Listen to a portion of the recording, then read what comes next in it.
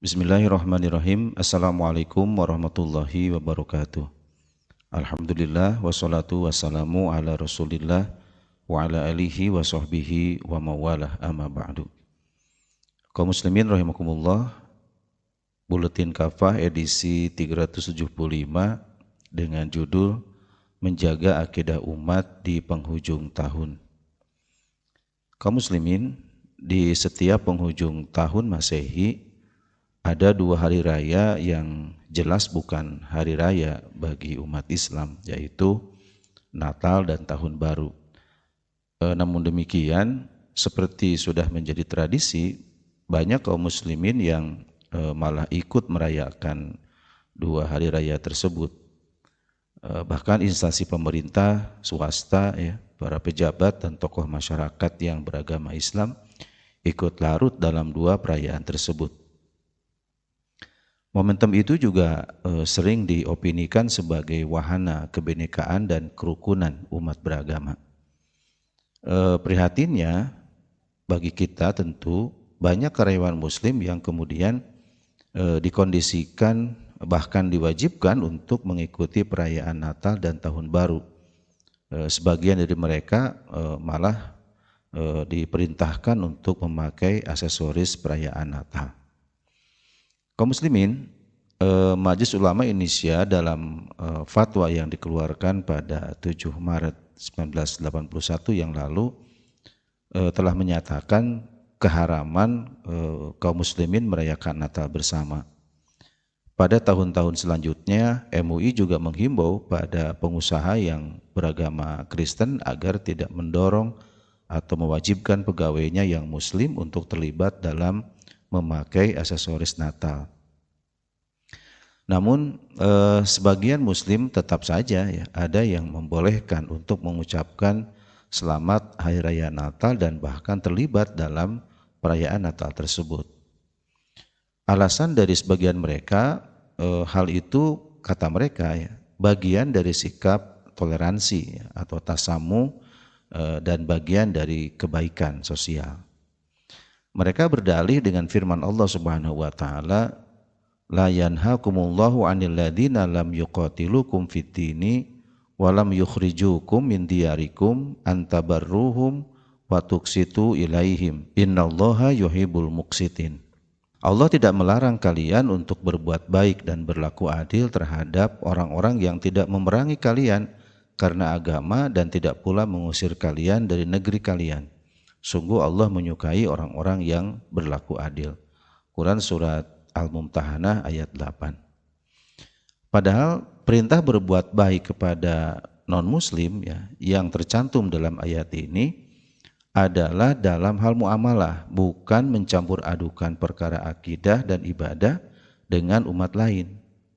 Dengan ikut merayakan hari raya umat lain seperti Natal bersama. Konteks ayat ini terkait dengan Bani Khuza'ah. Saat itu mereka menandatangani perjanjian damai dengan Nabi SAW untuk tidak memerangi dan menolong siapapun untuk mengalahkan beliau. Allah SWT lalu memerintahkan kepada Nabi SAW untuk berbuat baik dan menepati janji kepada mereka hingga waktu perjanjian berakhir. Ini bisa kita lihat di dalam Al-Jami' lil Ahkamil Quran karya Al-Qurtubi. Ada ayat lain yang juga ditafsirkan oleh mereka sebagai perintah untuk memberikan ucapan selamat Hari Raya Natal, yaitu Quran surat An-Nisa ayat 86. Wa idza huyitum bi tahiyyatin fahayyu bi ahsana minha aurudduha innallaha kana ala kulli syai'in hasiba. Jika kalian diberi penghormatan dengan suatu penghormatan, maka balaslah penghormatan itu dengan yang lebih baik, atau balaslah penghormatan itu dengan yang serupa.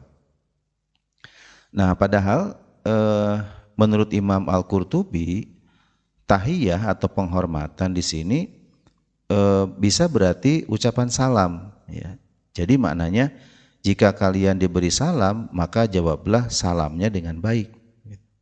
Hanya saja menurut Imam Al-Qurtubi, balasan lebih baik ini dikhususkan kepada orang Islam jika mereka yang mengucapkan salam. Tetapi jika yang mengucapkan salam adalah orang kafir termasuk ahlu zimmah, maka tidak boleh membalas salam mereka kecuali dengan jawaban yang diajarkan oleh Nabi SAW, yaitu waalaikum. Ya. Kaum muslimin, perayaan Natal adalah ibadah bagi umat Nasrani. Pada hari itu mereka mengagungkan kelahiran Tuhan mereka, yakni Yesus Kristus, bukan kelahiran Isa Al-Masih sebagaimana yang dijelaskan Al-Quran.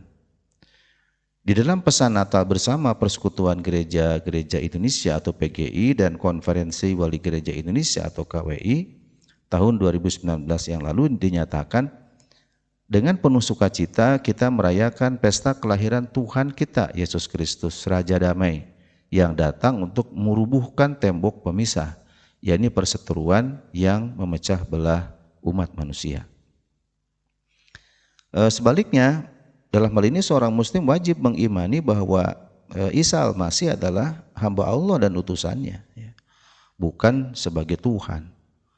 Allah SWT berfirman, Inna masala Isa indallahi kamasali Adam, khalaqahu min turabin, summa qala lahu kun fayakun.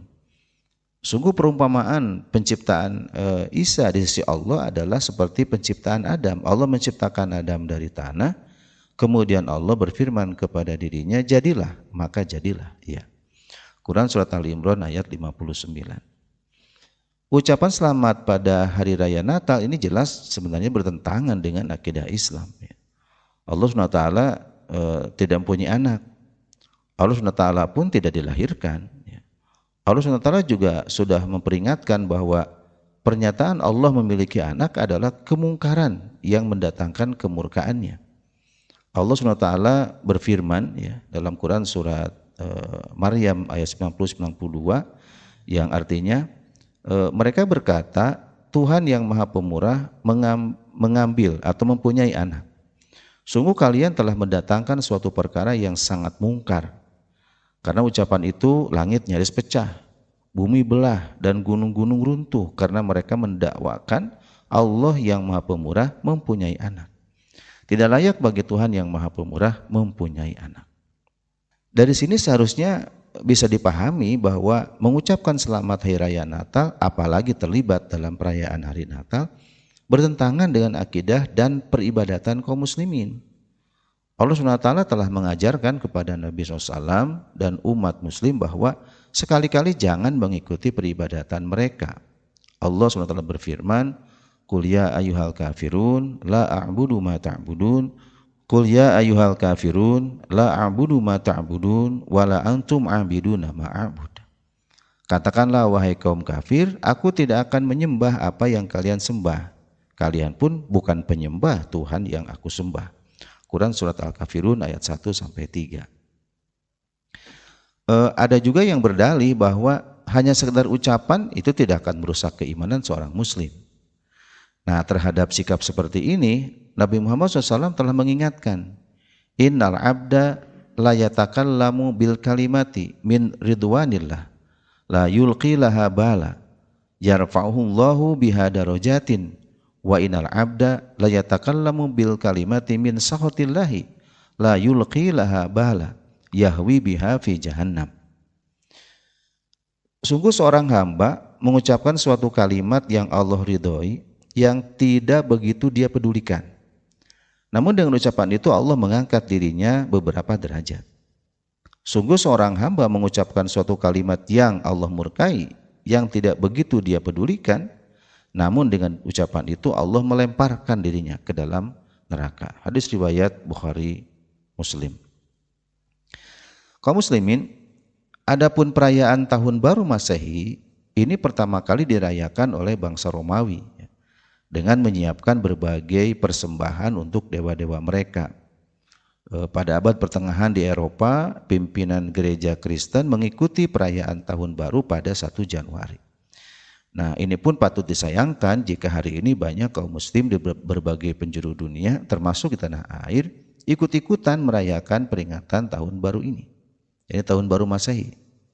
Sebagian dari mereka ada yang karena keawamannya, sebagian lagi karena sengaja tidak peduli dan mengabaikan hukum Allah Subhanahu wa taala. Padahal Rasulullah SAW telah mengingatkan umat ini agar tidak menyerupai orang kafir, sebagaimana sabda beliau SAW, man tasyabbaha biqaumin fahuwa minhum. Siapa saja yang menyerupai suatu kaum, dia termasuk golongan mereka. Hadis riwayat Ahmad. Nah, apalagi ya, perayaan tahun baru itu biasanya diisi dengan hura-hura, ya.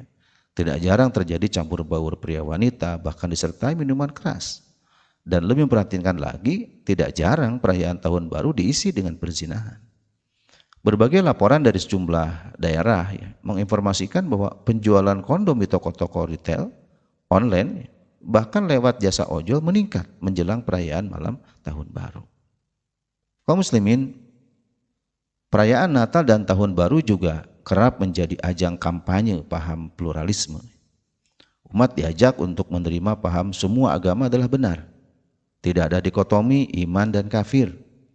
Beberapa kali muncul berita kaum muslimin ikut merayakan Natal di gereja dengan dalih kerukunan umat beragama dan kebinekaan. Menurut mereka, itulah cara menciptakan kerukunan dan toleransi antar umat beragama. Padahal kalau kita telusuri, kita dalami, pluralisme itu hakikatnya adalah mencampur adukan iman dan kekufuran, mencampur adukan hak dan batil. Pluralisme adalah paham yang telah difatwakan oleh Majelis Ulama Indonesia sebagai paham yang bertentangan dengan ajaran Islam. Karena itu, setiap muslim hendaknya meyakini bahwa tidak ada agama yang benar kecuali Islam. Allah Subhanahu wa taala berfirman, "Inna dina indallahil Islam." Sungguh agama yang diridhoi oleh si Allah hanyalah Islam. Quran Surat Al-Imran ayat 19. Sungguh memprihatinkan ya, jika hari ini akidah umat begitu rapuh dan mudah dihancurkan oleh opini dan tradisi yang jelas-jelas bertentangan dengan ajaran Islam. Bahkan keyakinan bahwa Allah itu esa, tidak memiliki anak dan tidak dilahirkan, tidak ada yang menjaganya. Negara pun membiarkan ya, pengaburan akidah ini terus berlangsung. Bahkan mereka menjadi sponsor dari pluralisme itu sendiri yang merongrong keimanan umat Islam. Nah, sementara itu muslim yang hendak istiqomah ya, menjaga keimanan mereka sampai mati justru kerap dipersekusi dan dituding sebagai ancaman bagi kerukunan umat beragama. Padahal Islam sudah punya aturan yang menata hubungan antar umat beragama dengan begitu mulia, dengan begitu apik. Agama ini sudah mengajarkan bahwa tidak boleh memaksa non-muslim memeluk Islam. Islam pun telah mengajarkan bahwa wajib menolong siapa saja yang membutuhkan tanpa memandang agamanya.